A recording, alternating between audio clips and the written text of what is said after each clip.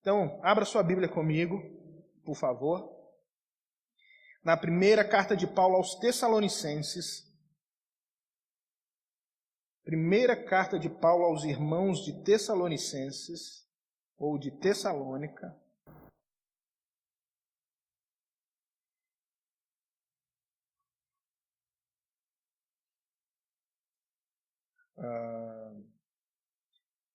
Capítulo de número 5, eu leio o versículo de número 18.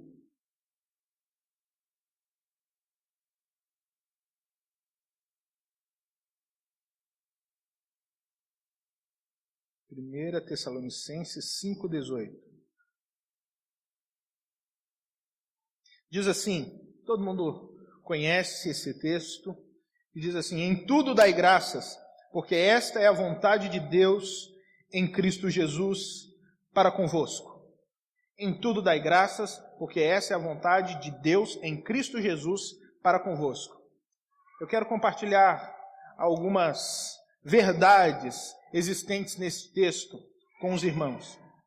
Em primeiro lugar, quando nós vemos Paulo escrevendo essa carta aos irmãos de Tessalônica, Paulo, na sua viagem missionária, ele havia passado pela igreja, ou pela cidade, melhor falando, de Tessalônica, e ali ele foi pregar nas sinagogas, como ele sempre fazia. E pregando nas sinagogas, alguns começaram a se converter ao Evangelho, mas a maioria não se converteu, e a maioria ficou irada com a pregação de Paulo. Sabe o que eles fizeram? Colocaram Paulo para correr de dentro da sinagoga. E aquele motim que se formou, aquele motim ganhou uma força tão grande que os irmãos que haviam se convertido precisaram escoltar Paulo para fora da cidade, para que ele pudesse, para que ele não fosse linchado pelaquela população, quem sabe apedrejado e morto. Então Paulo não ficou muito tempo nessa cidade. Ele deve ter ficado ali em torno de 1 a 3 meses no máximo. Mas, nessa pregação de Paulo, nesse tempo, nesse curto tempo, nasceu uma igreja ali. E depois que Paulo foi embora, sem poder voltar novamente a Tessalônica, porque a coisa lá não era favorável para ele, ele acaba enviando o seu discípulo Timóteo para saber como as coisas estavam. Timóteo vai ver como estava a cidade e volta para falar com Paulo. E agora Paulo está escrevendo para aqueles irmãos diante das respostas que Timóteo havia trazido. E a coisa foi tão rápida lá que Paulo não teve a oportunidade de ensinar tudo a respeito do Evangelho. Então agora ele aproveita a carta para aparar algumas arestas que ficaram. E ele vai ensinar algumas coisas a esses irmãos. E dentre vários ensinamentos que ele vai dar, ele tira essa parte para falar exclusivamente a respeito da ação de graças. É muito interessante, porque aqueles irmãos não estavam vivendo um momento apropriado para ouvir a respeito da ação de graça, ou de serem gratos. Eles estavam passando por dificuldades, eles estavam passando por perseguição. A igreja estava sendo perseguida pela população, pela polícia imperial. Às vezes a polícia chegava, prendia tudo que eles tinham, espoliava os seus bens, tirava dessas pessoas a sua liberdade, ou seja, levava essas pessoas presas. Muitas vezes eles sofriam duras penas, duros castigos em nome do Senhor, e outros até mesmo eram mortos por causa do nome de Cristo. E diante dessa situação, que não é favorável, Paulo vai escrever para esses irmãos com quem ele teve tão pouco contato, com quem ele teve um tempo tão ligeiro, que eles precisavam continuar perseverantes, e dentro dessa perseverança, eles precisavam dar graças em tudo. dar graças em tudo. É interessante, porque quando nós falamos dar graças em tudo, é muito diferente de você dar graças por tudo. O texto não está falando que nós devemos dar graças por tudo, mas dar graças em tudo. É muito difícil, por exemplo, você dar graças por um assassinato que aconteceu. Não é verdade? É muito difícil você dar graças por toda essa corrupção que está acontecendo no nosso país. É muito difícil. Mas a Bíblia não está falando para nós darmos graças por isso. A Bíblia está falando que nós podemos continuar dando graças mesmo diante disso. Ou seja, nós não precisamos dar graças por um assassinato que aconteceu, mas nós podemos chegar diante de Deus e dizer: Senhor, eu agradeço ao Senhor porque o Senhor é justo. Obrigado, Senhor, pela tua justiça e pela tua fidelidade, porque o Senhor um dia vai cobrar isso. Um dia o Senhor vai aplicar a tua justiça. Um dia eu sei que esse mal que foi feito, ele será extirpado da terra. Não haverá mais maldade, não vai haver mais corrupção. Obrigado, Senhor, porque o Senhor é fiel e porque toda essa corrupção que está agindo no nosso país, apesar de me atingir diretamente, atingir a minha família diretamente, de nos privar de tantos bens, Senhor, obrigado porque o Senhor é justo e um dia o Senhor vai voltar, o Senhor vai plantar o seu reino. Obrigado, Senhor, porque quando eu lembro do Senhor, a minha alma é cheia de esperança. Então, mesmo diante das maiores dificuldades, nós podemos dar graças em tudo. É isso que o texto está dizendo. Não por tudo, mas o Senhor, Ele nos enche disso, porque o texto vai continuar dizendo assim: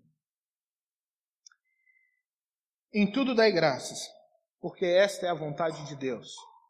Quando fala em tudo dai graças, em primeiro lugar, está fazendo você se lembrar de que você precisa aprender o que significa gratidão. O que significa gratidão. E por que Paulo está nos ensinando o que significa gratidão? Porque ele está ensinando aqueles irmãos. De que maneira ele está ensinando? Sugerindo a eles? Paulo está sugerindo a eles: olha, se der aí na situação, sejam gratos. É isso que ele está falando?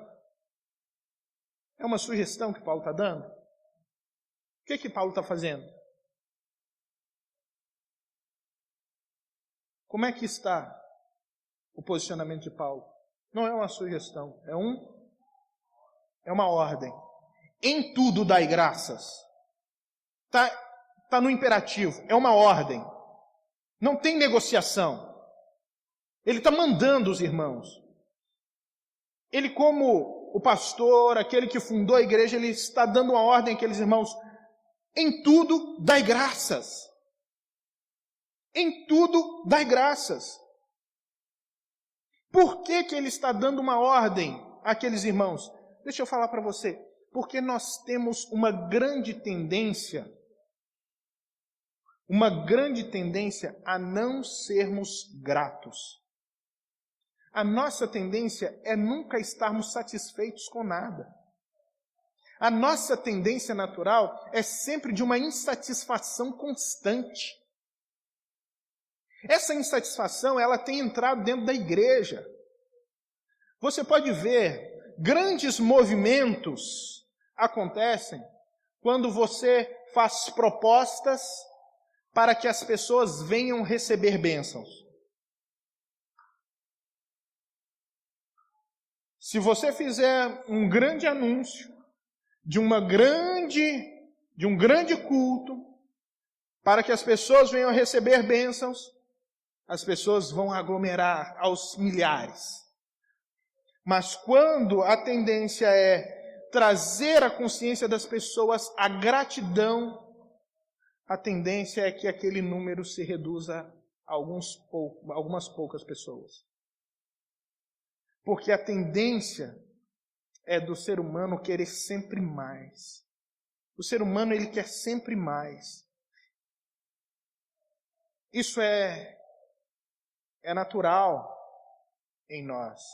Então, quando ele está dando uma ordem, ele está falando, olha, luta contra a sua natureza. Isso é algo que você vai precisar fazer. Lutar contra a sua natureza. E só existe uma maneira de você fazer isso. Quando você está em Cristo. Quando você recebe a graça de Cristo.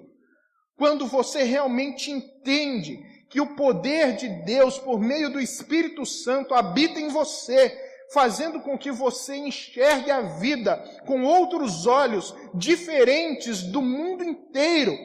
É por isso que o cristão é o único povo que pode ser grato de verdade, porque ele é cheio do Espírito de Deus e entende que o que ele tem não é fruto da sua própria força, mas é fruto da misericórdia e graça e bondade, compaixão e tudo que nós falamos aqui hoje a respeito de Deus. É porque Deus é tudo o que nós falamos aqui, é que então nós podemos ser gratos. De outra forma, você vai encontrar muita gente falando aí fora que é grato a Deus. Acontece uma coisa e a pessoa fala assim, graças a Deus deu certo. Não é? Graças a Deus deu certo. Mas a vida não demonstra essa gratidão. Porque a gratidão não é simplesmente você falar graças a Deus. Mas é você devotar a sua vida a esse Deus da graça. É você colocar a sua vida na mão desse Deus da graça. E eu vou falar o porquê que Paulo dá uma ordem para aqueles irmãos de Tessalônica a respeito de serem gratos em tudo, darem graças em tudo. Sabe por que Paulo dá essa ordem? O próprio texto vai dizer. Porque essa é a vontade de Deus. Paulo vai falar assim, olha, vocês devem ser gratos em tudo, porque essa é a vontade de Deus para vocês. Não é simplesmente a vontade do apóstolo, não é simplesmente a sua vontade, mas é a vontade de Deus. É a vontade de Deus que você reconheça que mesmo no momento de dificuldade, de dor, de tristeza, sabe, mesmo que esteja doendo nesse momento, você ainda pode reconhecer que Deus está com você, que Deus está passando com você, que o Deus de misericórdia, a quem você serve, com quem você anda, com quem você caminha, Ele está com você. Então é por isso que é muito importante nós nos lembrarmos de quem é esse Deus. Vocês disseram que Ele é amor, amém? Você crê nisso? Amém? Eu quero resposta de vibração, amém? É isso. Então creia que tudo o que Ele faz na sua vida e tudo o que Ele permite é por amor. Você crê que Ele é fiel, amém? Então creia que em momento algum da sua vida Ele vai te deixar só. Você diz que Ele é misericordioso, amém? Então lembre que apesar da tristeza, da dor que você está passando, Ele ainda age com misericórdia. Você disse que Ele é gracioso, amém? Então creia que esse Deus sempre vai agir na sua vida por meio da graça dEle. E a graça dEle é um favor que você não merece. Ou seja, Ele vai dar a você o que você não merece. Gosto muito do irmão pastor falecido há poucos dias, Russell Shedd, quando ele estava dando aula para minha turma, no seminário ainda, e nós estávamos ali fazendo algumas perguntas, e ele fez uma pergunta para a turma, e ele falou assim: vocês sabem qual é a diferença entre graça e misericórdia? E ele falou assim: então eu vou contar uma historinha para você. Havia um menino que ele fez uma bagunça, e o pai havia dito para ele: se você fizer bagunça, você vai levar 10 palmadas. 10 palmadas. E aí, o menino fez a bagunça. O pai chamou aquele menino, colocou o menino no colo e foi 1, 2, 3, 4, 5. Deu 5 palmadas. E aí o menino chorou e tudo. Depois que o menino chorou, ele perguntou: pai, mas você não tinha dito que iria me dar 10 palmadas? Por que o senhor me deu só 5? Aí o pai disse para ele: porque eu quero que você entenda o que é misericórdia. Misericórdia é você não receber aquilo que você merece. Isso é misericórdia. Quando a Bíblia fala que Deus é misericordioso conosco, é porque nós éramos merecedores, a Bíblia diz, de condenação. Nós éramos merecedores e réus do inferno, mas o Senhor não nos deu isso. O Senhor não nos deu isso. Amém? E aí, depois disso, ele deixou o filho de castigo, foi lá, comprou um pote de sorvete, sentou com o filho e começou a comer. E o filho disse para ele: pai, mas eu estou de castigo, o senhor ainda vai me dar sorvete? Ele falou: vou, filho, porque eu quero que você entenda o que é graça. Graça, filho, é você receber aquilo que você não merece. É você receber aquilo que você não merece. Você não merecia o sorvete. Você merecia as 5 palmadas. Mas você vai deixar de ter as 5 palmadas e vai ganhar o sorvete. É assim que Deus age conosco. Nós merecíamos o inferno. Ele não nos deu o inferno, mas no lugar do sorvete nos deu o céu. Nos deu a presença eterna dele. Nós temos muito a agradecer. Porque essa é a vontade de Deus. A vontade de Deus é que você levante e testemunhe. A vontade de Deus é que você fale para todo mundo a respeito das maravilhas dele. Não se cale. Por favor, pelo amor de Deus, não se cale. Não deixe isso acontecer com você. A Bíblia diz que nós somos cheios do Espírito de Deus, do poder de Deus, para sermos testemunhas dele. É para que as outras pessoas possam ver o que ele está fazendo na nossa vida. Não feche a sua boca. Mostre às pessoas todo o bem que Deus está fazendo a você. E aí, o texto, para nós acabarmos, vai dizer assim: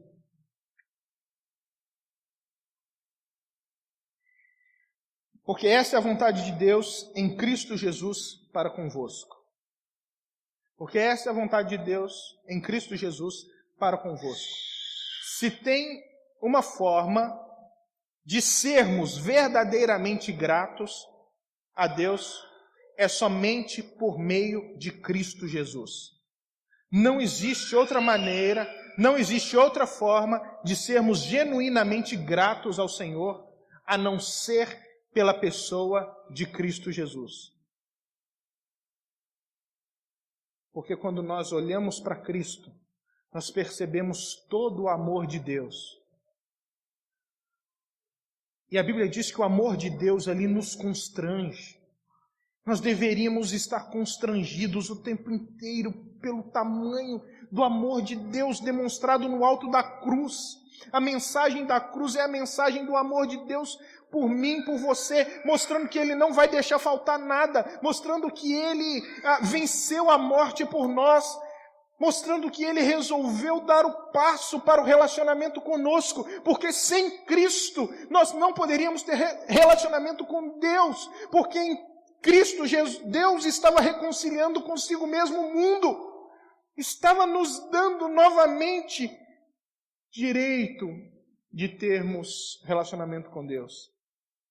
E depois, em Cristo, nós reconhecemos que aquela velha história, mas eu acho que Deus está me castigando. Você já falou isso? Eu acho que Deus está me castigando. Já falou?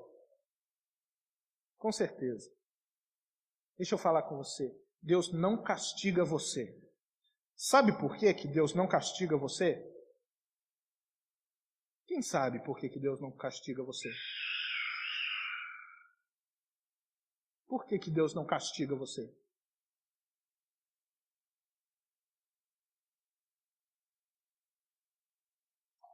Também. Mas é porque Ele é justiça. Ele não castiga você porque Ele já castigou Cristo no alto daquela cruz, no seu lugar. Porque Cristo estava no alto daquela cruz, recebendo o que era seu. Ele não precisa mais te punir, porque Ele puniu Cristo no seu lugar. Não confunda punição com correção. A Bíblia diz que Deus corrige a todos quantos Ele ama. O Senhor nos corrige sim. Você corrige o seu filho porque você ama. O pai que não ama não corrige o filho. Então o Senhor nos corrige. Ele nos corrige por amor. Mas nos punir, não. Por quê? Porque toda a punição para a nossa vida estava em Cristo Jesus. Aqueles cravos tinham o meu nome, o seu nome. Aquela lança tinha um endereço certo, o meu lado, o seu lado. É por isso, irmãos, olhando para esse Cristo na cruz, que nós podemos dar graças a Deus. Falar, Senhor, eu estou em dificuldade, eu estou triste, eu estou, realmente para baixo. Isso não é errado. Mesmo que Paulo fale, alegrai-vos sempre no Senhor, nós cantamos. Mesmo que Paulo fale isso, existem momentos que nós estamos realmente tristes, mas isso não quer dizer que nós perdemos a capacidade de sermos gratos a Deus em tudo. Gratos a Deus em tudo, porque nós nos lembramos do caráter desse Deus maravilhoso que cuida de nós e que cuidou de nós durante todo esse ano. Amém?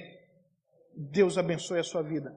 Eu quero que você saia daqui hoje com um coração vibrante, com o coração cheio, mesmo, de tudo que foi falado aqui a respeito desse Deus.